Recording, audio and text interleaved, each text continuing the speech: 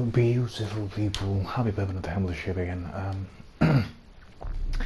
Today, I wanted to make a special video because this game has inspired me to do a review of it. And so it will be. Just a heads up, I'm going to be talking about... Well, yeah, this is the review of The Witcher 3, and I'm going to be talking about The Witcher 3's main plot, story, and also Hearts of Stone DLC. I haven't got to Blood and Wine yet, but I will maybe do the review at some point.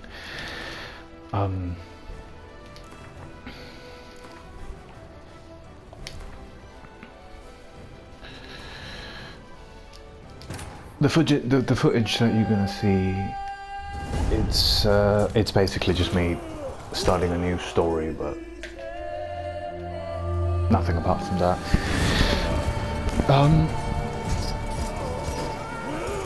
And I'm also going to be talking about the old Witches in regards to how it joined with the story, I guess, right? A bit. So yeah, Witcher 3. Witcher 3. Where to begin with Witcher 3? First of all, obviously, if you did play the old games and then play Witcher 3, then you probably loved it, right? Or you probably maybe hated some things of it, but nothing too major. Nothing that you could despise a lot, right?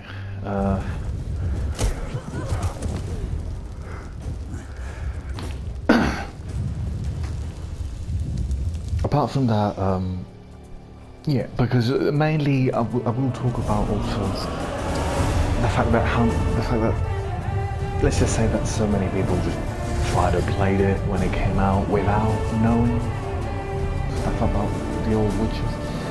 So let's just say I'm going to try to approach this from both sides, from people that didn't play the old Witches and from people like me who did see the old stuff.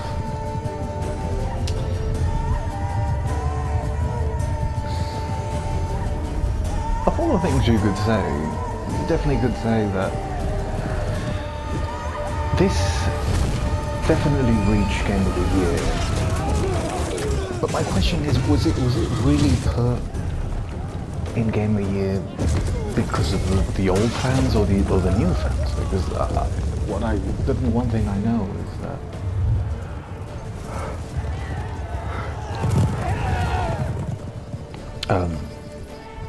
definitely one thing I know is that, you know, some people did love the game as in normal, you know, back in the day when you used to just play a game and then feel good about it. It didn't matter if it was a sequel to another game, you would love it. If the game was good, you would love it.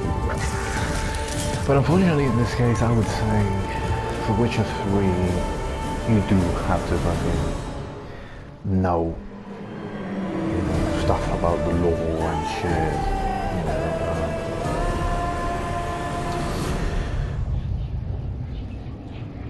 know. Before anything, I would like to know. Let me keep saying the fact that. Excuse me.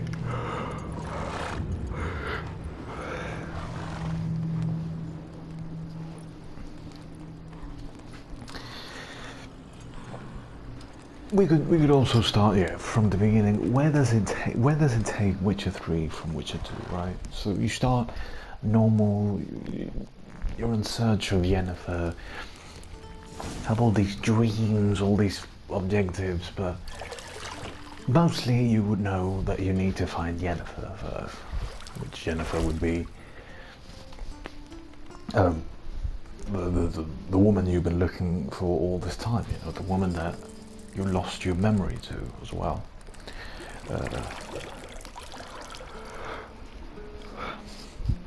You start off, you know that in the game has been enough time for Ciri to grow up and such, and yeah, the first section of the game, White Orchard. No, I don't find that It's great. Especially the first section of the game is actually perfect for new players and old players. Definitely.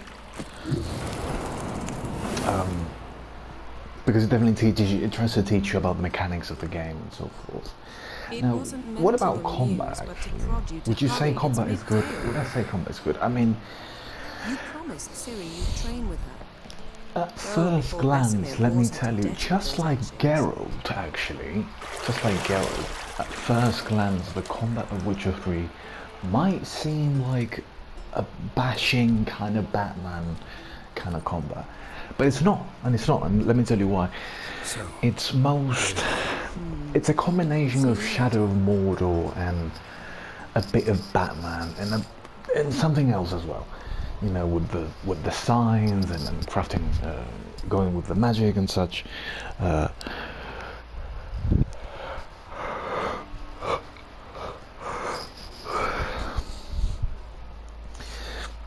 It's great, and as you progress through the levels, you get even better. You just have to be patient enough to level up so that you can get much better slots for you know, the abilities and such, right? So yeah, you start in White Orchard. You know this, looking for this woman. You know, you ask a couple people. Then you finally meet her, and then, well, it's kind of like a short meeting per se, and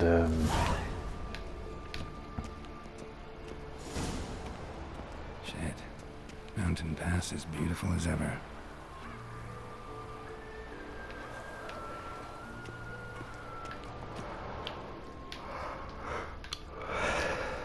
You're running out of juice. I know. You might bring me some more once you're done training. the rest of the stuff, yeah, it's kind of like a short meeting when you first meet Yennefer after all those years, and then she proceeds to tell you that she has allied herself with the Nilfgaardian Empire, the current. Got any clues that aren't I wouldn't black say or the white? current enemy state, but the current enemy of the state, but no, the current enemy of the biggest threat that Novigrad or Velen or the mainland faces.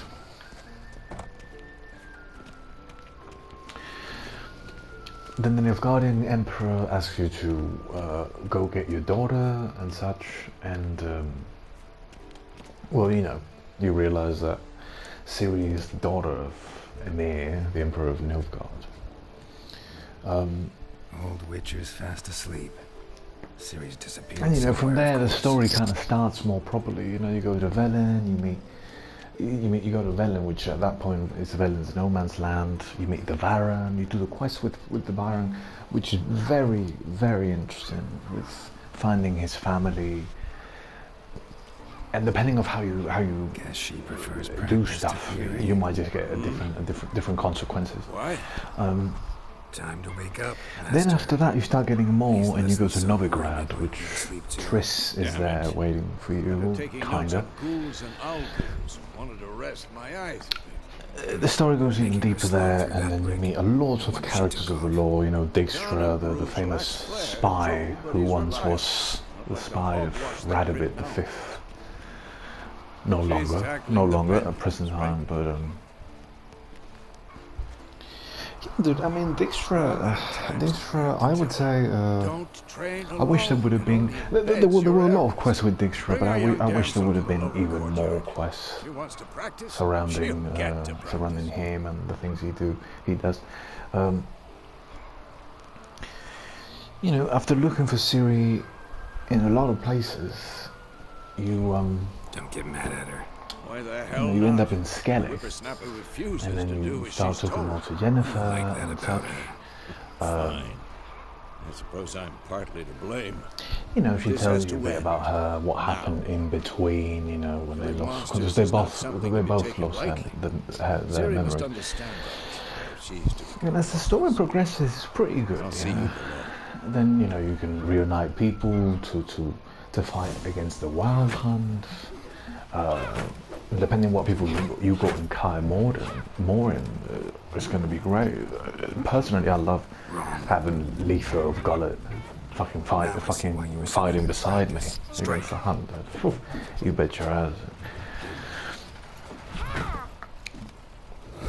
Now, the one problem I would have with the main story is that, well, if you've seen The Witcher 1, let's just say that Eredin, you know, the king of the Wild Hunt, has a little bit more reason to be in Witcher 1 than 3, kind of, obviously, but, you know, he definitely, for instance, he has tons of more lines.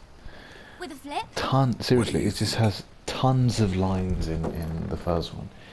And then when you finally meet here, he just says a couple words and then you kill him and then it's like, oh, okay. Work to do. Your reflexes are still slow. It's like, dude, okay, I was waiting for you to say something hypnotic or surprising, you know, for the audience, but no, I just, yeah, he says some interesting things here and there, but he barely talks, dude. I thought, you know what, I was definitely expecting him saying something about, and you know that's no excuse. well, you know, I'm sorry. Won't happen again. about the past, about maybe something that had to do with the first Witcher, but he didn't say, you know, I mean, I don't know, but I mean, it's just, it was a bit disappointing to say the least. The rest of the ending kind of places, I'm only talking about the main story. I do like the ending where, you know, it says, it talks about, you know, what the choices that you made before, how that impact how that made an impact in the world of your choices after, right? And then it literally just cuts directly to Geralt just being with Ciri, and then, oh, okay, that we got a contract, and then poof, it's just like, okay, let's give it a try, and then poof, that's it, and the ending. Now, my main concern is that, because I've not this time. I've seen, you don't want to keep Vesemir waiting. I've heard on internet, somebody told me that the real ending is in Blood and Wine, but I can't tell you anything about that because I have not played Blood and Wine yet. I'm gonna start Blood and Wine today, right after I finish this review, actually, because I finished Hearts of Stones. Anyway, sorry. Did they have enough time to do all of this? I'm very sorry, Uncle Vesemir. Young blood craves action. Because the more I check the ending without the DLCs, it makes sense that either they didn't want to, or they didn't have budget, or that they actually did it on purpose so that they could put more stuff of the ending after Blood and Wine. But yeah, I don't know. So you did read the chapter. Still, you should have asked if. To that regard, the RPG style of it, it's pretty good. It's pretty good. Don't try to weasel your way out of this. You know, you've got a lot of swords, a couple of axes, you know, a couple of pokers, maces.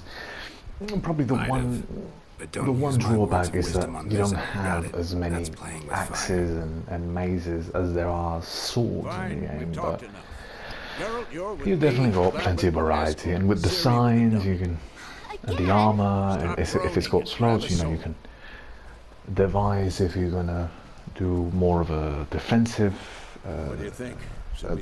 build, or if you want to go a bit of everything and just do like a chaos build in terms of having every kind of better sign, you know. Let's skip straight to free training. But no point going over the basics again. On that note, I mean,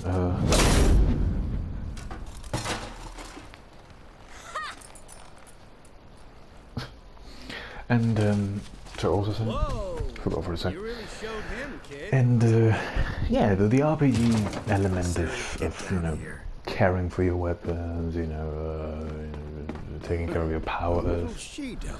As soon as she's back, we'll set her to polishing all the swords at Kaer Morhen. Find that helmet?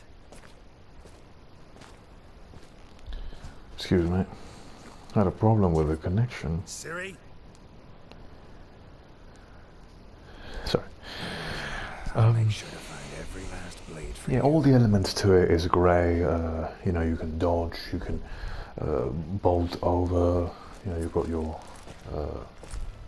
fast attack, you've got your quick attack, and your hard attack. Eventually, that can be upgraded, and you eventually can have a spinning attack by holding square.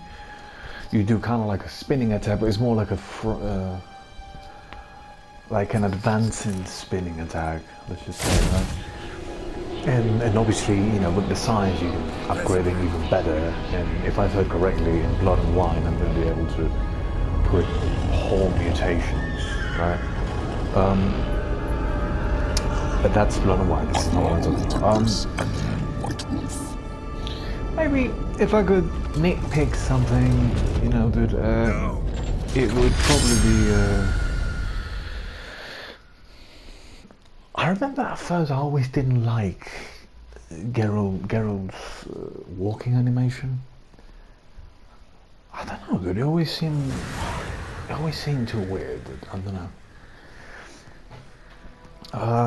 I always hated this as well of the game. The fact that it was one of the first PS4 games, and the animations for the HoS were terrible. They're still terrible when you think about it. So, in terms of when you get on the HoS, yeah, You all right? and then start walking normally, and then tell him to gallop, the transition from walking to jogging and then running is terrible, dude. Like the HoS literally just stops on its tracks and then keeps going. That's the way of the HoS knowledge of you know, just accelerating speed from 0 to a bit more, you know. But yeah, I guess that's just a nitpick, right? Another thing to talk about this beautiful, brilliant game, dude. It's a fucking card game, dude. It's got a proper card game invested into the actual game and the lore. And I mean, to be honest, I think Gwent came out for Witcher 3 first, and then they did the Those were the days. and then they did the I've trained kids who were faster, stronger. and then they did the fucking public version, you know, which you can play online against people. Didn't end well, Dude, did it? honestly, if you never played Witcher, play Witcher, but also try to play Gwent, the card game, because it's really addictive once you get to know it.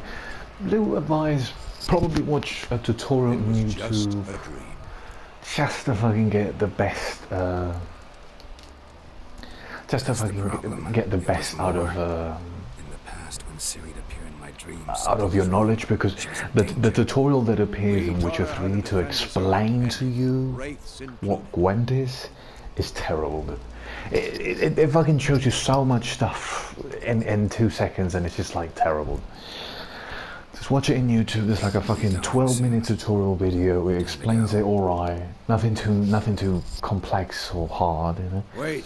And once you actually get to play it and practice with it, you realise it's kind of like Hearthstone, dude. You know, it's got with this manas or points, whatever you want to call it. You know.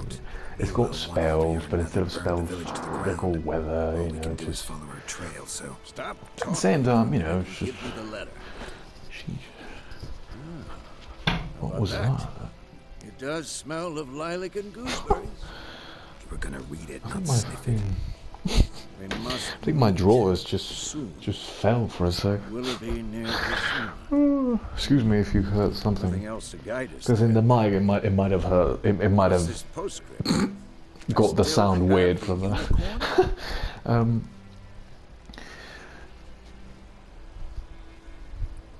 What else? Sorry, I was going off topic for a sec. Certain situations. I was getting off topic What for a things second. young Sorry. folk get up to these days. Back on topic.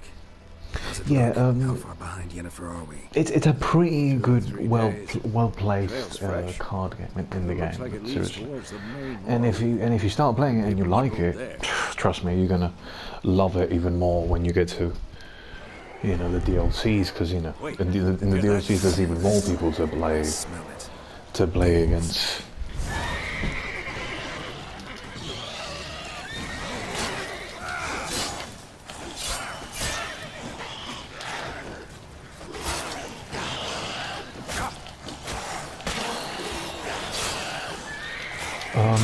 What else? What else?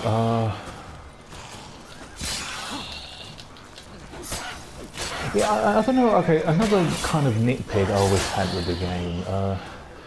It might sound stupid. It might sound like a stupid nitpick, but given as there are so many third-person fighting games out there nowadays, I think it's a well-deserved criticism in case of. You know, in case they can make it better for Witcher 4, if there is a Witcher 4, obviously, right? Let's go before any more show up. Ever tell you about this sorcerer I knew?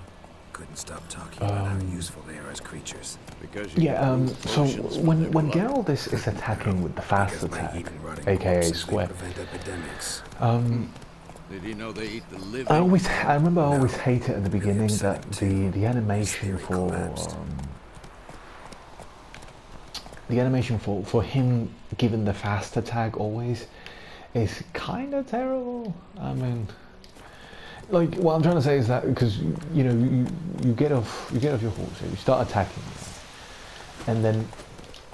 See, if depending on the pause you do, it always does the spinning attack, but obviously, depending on how you're doing with the joystick, specific times he does an animation where he just swings to the other side of his shoulder. Faster. I guess I always hated it at the beginning because, you know, it's so unrealistic. You know, you wouldn't do that many spin attacks when you're in a fucking sword fight. But I guess, yeah, you're a Witcher, you're trained in combat better, so... Yeah, go ahead, but if you want to do another... If you want to do another fucking spin attack, and then just do it, then it's alright. Apart from that, you know, all the voice acting was exceptionally, absolutely brilliant.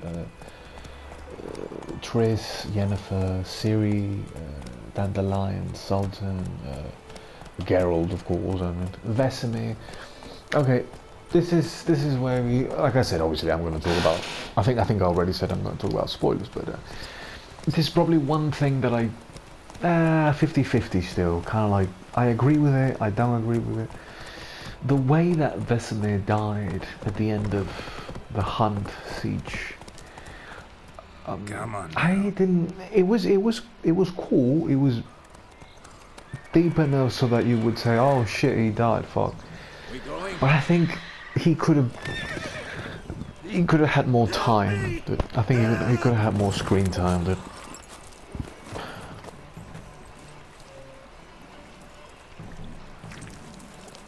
Honestly, that he could have. Even though he has okay screen time, he could have even more considering he's Geralt's tutor and then, you know.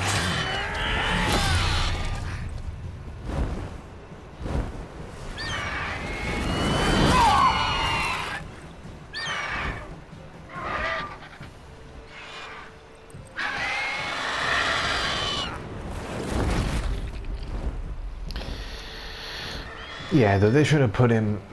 He should have died that way, but they should have just given more screen time so you would care even more if he would have died. I think I cared, but just a little, you know. Has it gone? Yeah.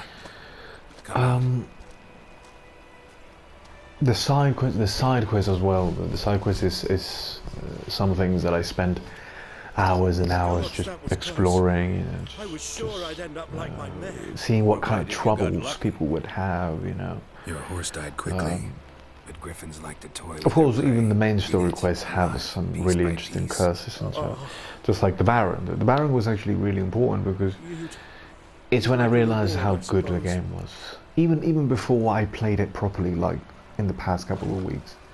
I'm talking about back then when I would play The Witcher 3. Could always use a few crowns. Thing is, I've a meager purse at the moment. Nilfgaardians requisitioned my goods. Now this. You know, the Baron with the botchling and the abortion, you know, there's so many interesting side quests and such that, you know, you could just get completely lost in it. Back to the trail. Like I said, leads to the main road and overall, I think, honestly, and obviously this is a game series based of a book, obviously, but what's it to you? yeah, obviously the game gets so much more things better. Obviously, even in the game, there's a couple things that they might have changed rather than the book, but especially since that yeah, it's cool. And if I had to give it points, dude, I would honestly give Witcher 3. Use a good rye, nice and cool, you know. I'm between an 8. I wouldn't give it an 8 out of 10. I would give it a 7 out of 10. Dude. And if they would have added the ending that it's on Blood and Wine, that was supposed to be in the actual main story, then I think it would have been like an 8 out of 10 or a 9 out of 10, honestly. Yeah, and for that matter, let's get to really quickly just review Hearts of Stones, which is the first DLC, which I happened to finish yesterday for the first time. So, you play Witcher 3. You've been through a lot of very rough stuff. You know, maybe you go do some side quests. You get to see the variety of the game. Then time passes. You finish it, and maybe sometimes you think, maybe that's it. You know, I don't need to play the DLC. Then you start the DLCs. Then you realize how much creative they were holding back. Just to put into perspective, if you've seen The Witch, obviously, you know there's plenty of interesting and interesting curses and problems. But Hearts of Stones is really interesting, dude. In fact, I would say it's really good, because I would hear a lot of people talk about Blood and Wine a lot. I'm about to play. I still haven't finished it. When I do, I will give my review of it. But that's the thing, now that I finished Hearts of Stones, I'm just weirded out by the fact that nobody cared to mention how good Hearts of Stone was. You know, if you look up on the internet, the most thing you're going to get is people talking about the DLC of Blood and Wine. Anyway, let's get to it. Hearts of Stone. So how to begin Hearts of Stone? First of all the northern area of Novigrad, it's kind of like a half new map, basically. What? And you know, you got new NPCs, new places to go, you know, blah blah blah. It's part of Novigrad. It's not a full new map, but it's kind of like a half-ish new map. You get to meet the Orfieres, which there are. Let's just, you know, they're trying to make reference to the Middle East. They kind of look like Middle East people-ish, and but they're really heartfelt. They're really heartful in terms of, you know, they really care about stuff, and you know, they like to be creative. You know, they're God, as they say, let the never-ending creation of the God stop this. You know, never stop surprising you.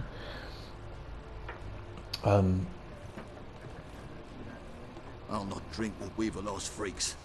That was really good. There was some interesting side quests in Hearts of Stone.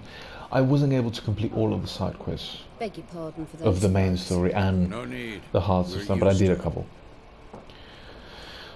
Folk are jumpy around here. Armies just passed You through. start in Hearts of Stones by meeting a strange man. Funny enough, he's that man over there, but behind Geralt, the bald guy. Name of Gunther Odin. First, he seems kind of like a mystery man, because you don't know what exactly he is. But then, as you start finding out more about him, And you? Something to you wet see your that tongue? you might see that he's not a man at all. Looking for a woman, And raven-haired. before getting to eyes, what Gunter dresses is, in black and white, Gunter speaks to running you. in from First, he Lily. saves you And, from near death strange as it sounds, lilac and gooseberries. because somebody ordered you to kill a frog, and it turned out to be a prince. Well, that's a different story. Yeah, especially hard to forget this one. Then Plenty of travellers about, though. he saves you and makes a mark on you, meaning that you owe him. And after that, Busy place you got. the story properly Nations on the starts. And then he says, he starts talking to Geralt and starts telling him what he's going to have to do in exchange, what kind of So, task he's good got. for And the your task is essentially, So far, but it'd be best to know peace again.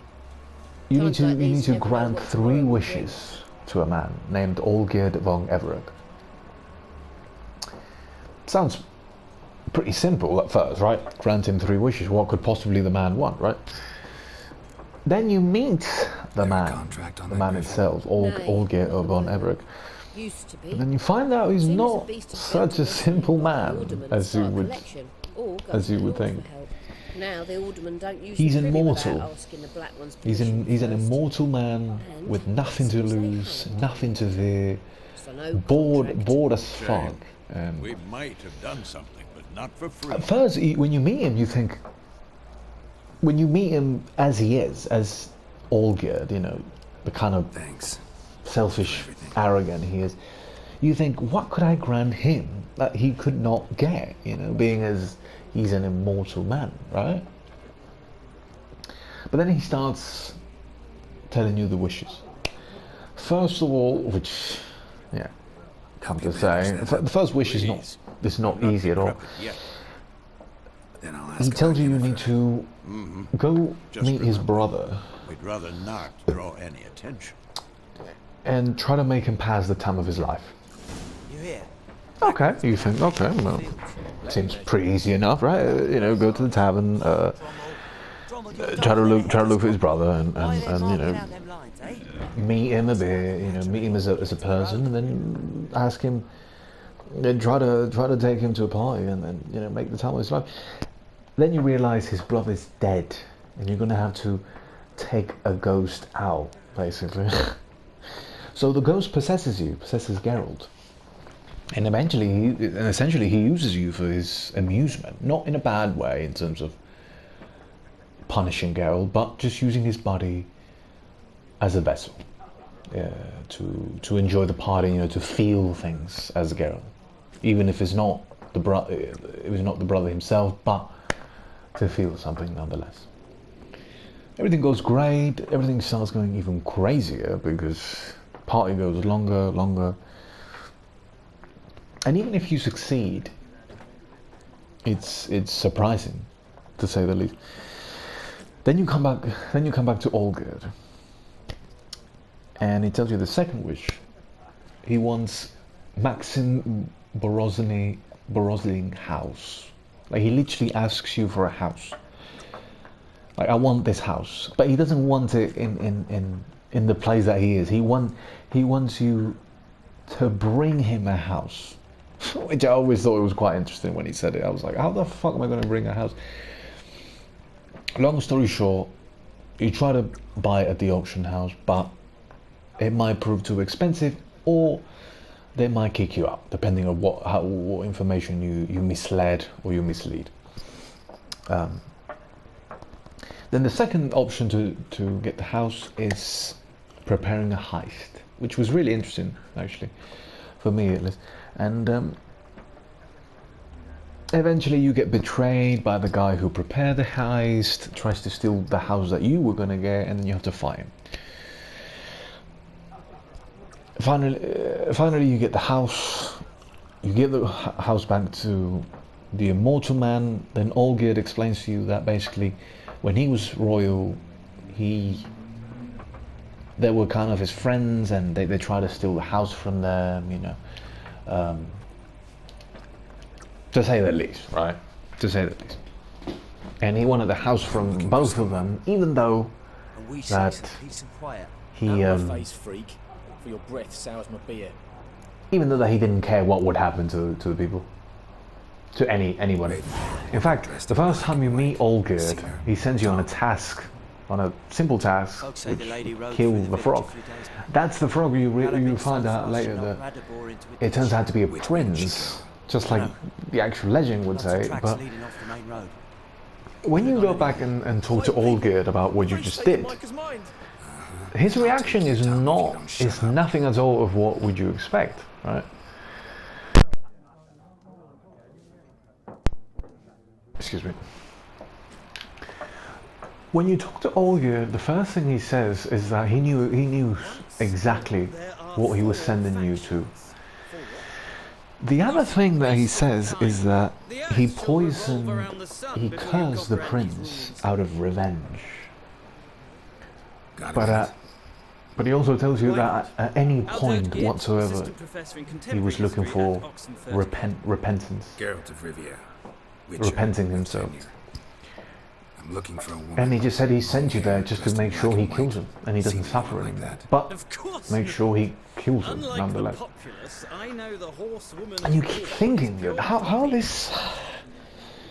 can this guy get away with it, being such a horse ass, you know? Horsewoman of war. What's that about? Then finally, you bring him the second wish, and then he asks you for the third wish. The third wish simply sounds simple enough, as any wish. He wants you to recover a flower, a rose, that he gave his wife years ago.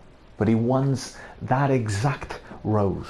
The catch is that he wants the exact rose that he gave her years ago, because it might have dried up. He doesn't want any rose at all. He just wants that rose.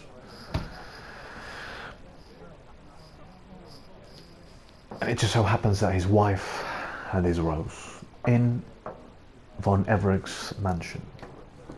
When you get there, finally, you realize it's haunted. Chasing it.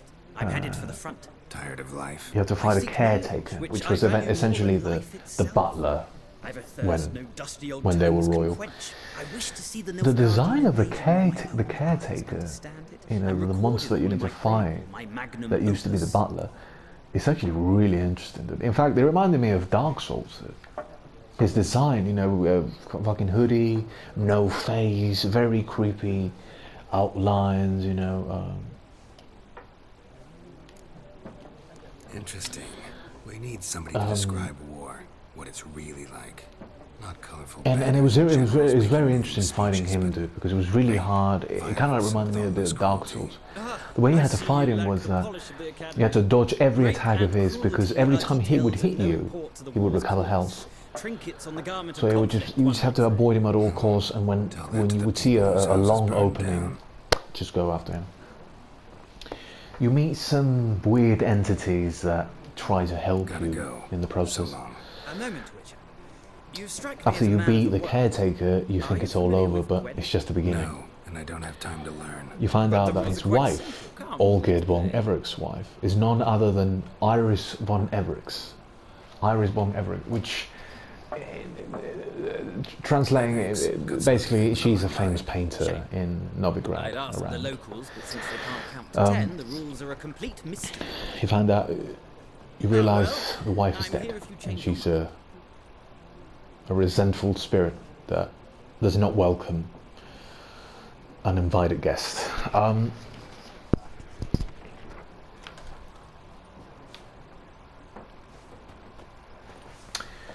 You try to help her.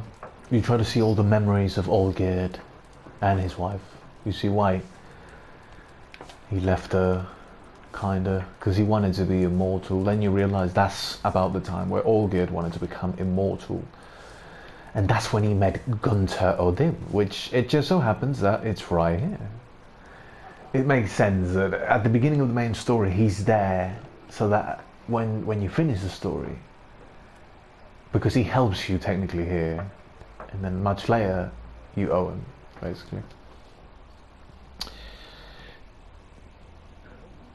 That's at the time he met this guy, Gunther Odin. Everyone. Not like everyone. And not just any woman. Mine smells of lilac and gooseberries, dresses in black and white. 2 schnapsies. It'll lift your spirits. Fine, I'll have a drink.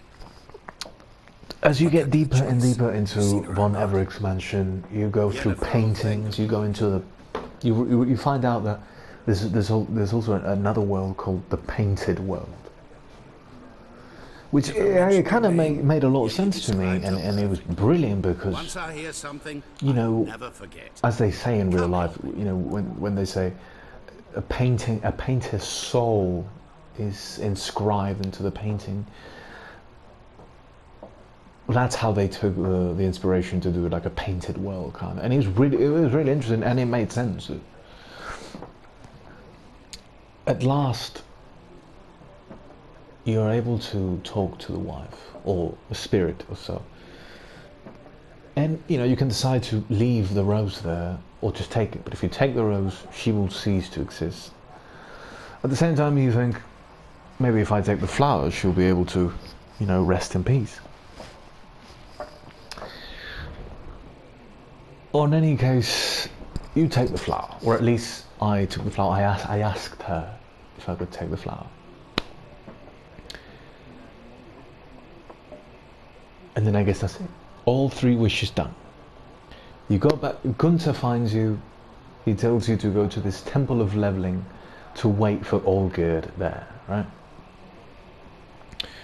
And just before you go there, you meet a professor, which was the professor of Olgerd back in the day.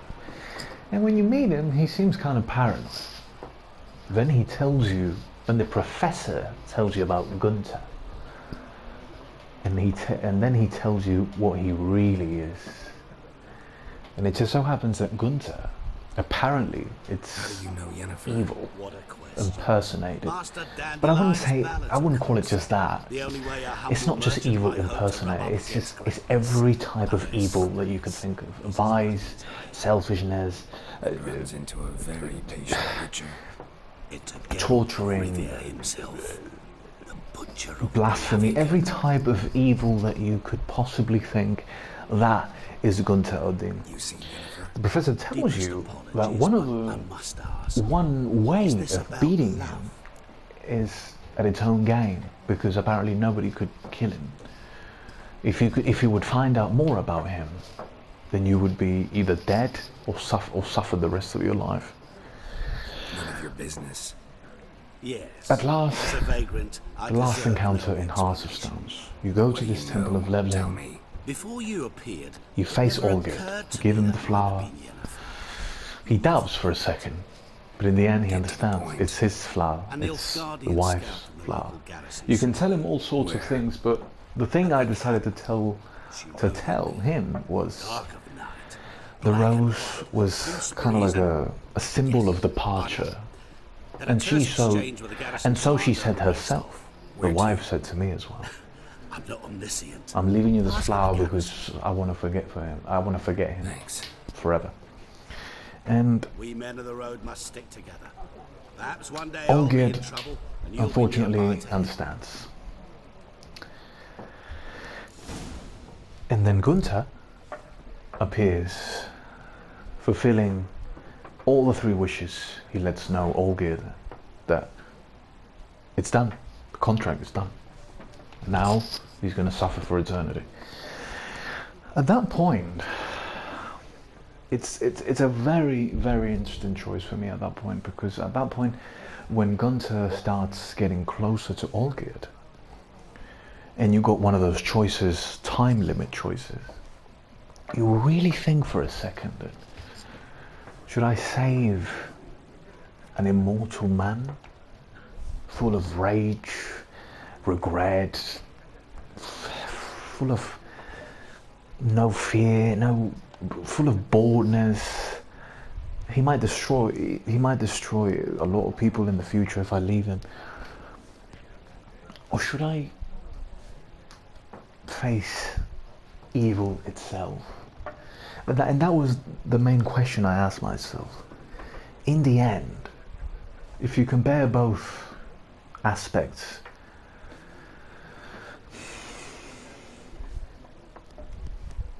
no matter how evil a man can be,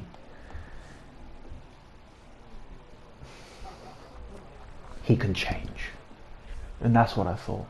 Even though this man was immortal, he was very dangerous, and he would leave everything behind as ash. I thought, well, I think even evil impersonated can be worse than a man with all these powers. So I chose to try to save Olgierd. If you try to save Olgierd, basically Geralt challenges Gunther to a game. He basically says to him, let's play a game. If you win, you'll get my soul and Olgierd's. But if I win, you'll get nothing. And so the game of deception begins. Gunther transports you into his world, one which he never talked about. It seems like he might have been talking as if it was kind of like hell, or worse perhaps. But something else you'll be needing. But lastly, the game is not going to be about fighting, it's a riddle. I can't remember how the riddle goes, but it was something around children are frightened of me, and men. No, I can't say the whole fucking the whole fucking riddle is too long. And that is actually a very interesting final encounter, because you need to run through this hellish world looking for stuff that might be the answer for the riddle. In the way, you find spectres and whatnot, and you find the answer to the riddle, which is a mirror. You try to get close to all the mirrors, but all the mirrors break every time. Then you find a fountain. You break the fountain, water comes out, and you still have a mirror, you know, because the reflection of the water. At last, Gunther is defeated. Or so it seems, because, you know, you think, where might he will end up, right? Maybe he'll end up in a different place, you know, or maybe he's dead for good. We'll never know. When you come back to the world, Olgierd is surprised. Definitely surprised. First of all, he's surprised that you saved him. And, you know, then he proceeds to ask you what happened exactly. And, you know, Geralt tells him what exactly happened, you know, it's fucking... You know, he played the riddle game with Gunther, and then he won, and then he's free. You know, now he's no longer got a heart of stone, now he's got a proper heart. And I like this. I like the last interaction they have, because Olgierd. First of all, Olgierd thanks him forever, and that he will never forget what he did for him. Obviously, that is fair enough, because I thought I would end up leaving them and seeing Olgierd getting killed, but no, dude. Actually, I think saving Olgierd was the lesser evil, honestly. In any case, Olgierd keeps talking with you, and he feels weird at first. You know, he definitely feels weird because he's no longer made of stone. He proceeds to give Geralt his sword, his one good sword, and as Geralt takes it from him, he accidentally cuts Olgierd. Geralt apologizes. But Olgierd looks at him and he says, "There's no need." You know, as if he would know Olgierd realize he's alive again. And there's a line he says that I can't remember, which Olgierd says. It goes around the lines of, "Well, I'm no longer made of stone. I can't keep living the life I was living. I will keep living. Now I will live proper."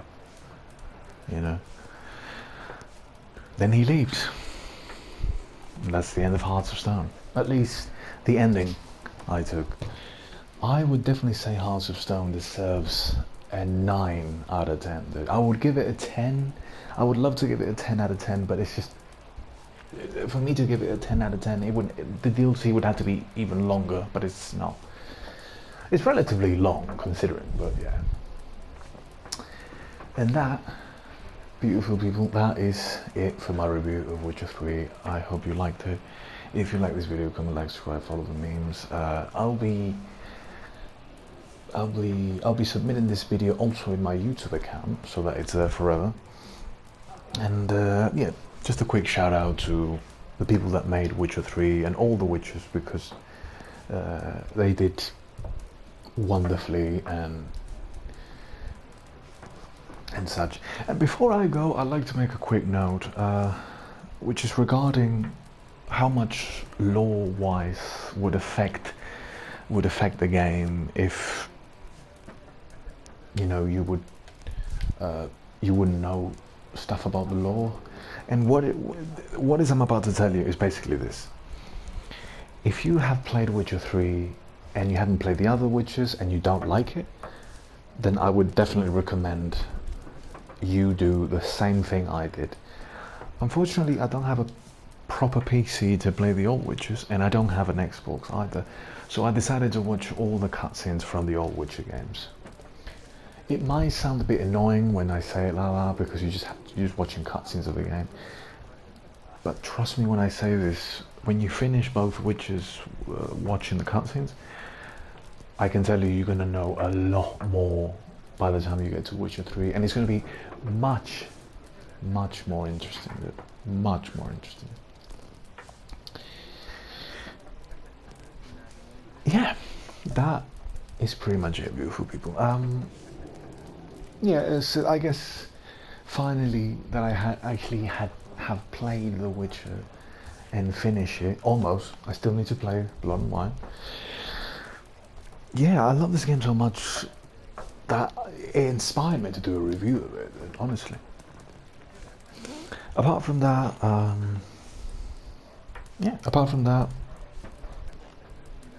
I love this entirely, and I will definitely try to make a review of Blood and Wine when I finish it. In any case, thank you very much for watching, see you in the next video, and take care.